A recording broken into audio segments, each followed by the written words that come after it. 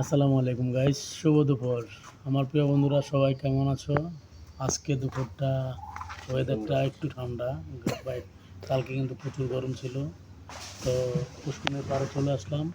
এটা হলো পুরানো বাড়ি আমার শ্বশুরের। এখানে জিন পরি ছাড়া কিছু থাকে না গাইস। ভিউটা দেখেন, বাড়িটা দেখেন, এই কাঁচলাটা দেখেন, পরিবেশটা দেখেন। এই যে জিনঘাট, শ্মশান ঘাট।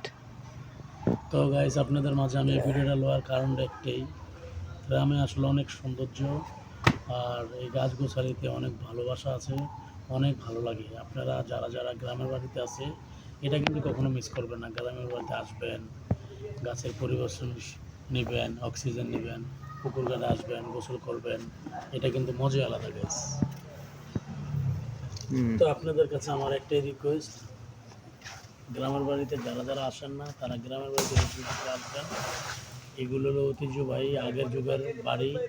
গ্রামের বাড়িটা আসলে এগুলা ভালো। আপনারা বেশি বেশি করে গ্রামের বাড়িতে আসবেন। আর গাইস, আমার ভিডিওটা ভালো লাগলে শেয়ার করবেন, কমেন্ট করবেন, লাইক দিবেন। আসসালামু আলাইকুম গাইস, দেখতেই পারতেছেন এই যে একটা বাচ্চা ছেলে গাছে নারকেল গাছে উঠছে। আজকে ডাব খাইতে ইচ্ছে করতেছে, তার জন্য এখন ওই যে ডাব গাছ থেকে ডাব পাঠাচ্ছে। এটা তো আপনি দেখতেই পারতেছেন, এই যে দেখেন কি সুন্দর অভিজ্ঞভাবে নামতেছে ডাব গাছ উঠে। ডাব পাটা অলরেডি হয়ে গেছে গাইস, আপনারা দেখতে পাচ্ছেন। এই যে ডাব পুকুরে পড়ে গেছে, তো পুকুর থেকে এখন উঠাবো গাইস। এই যে ডাব দেখতেছেন, তারপরে যে কাঁঠালও আছে একটা এখানে গাইস।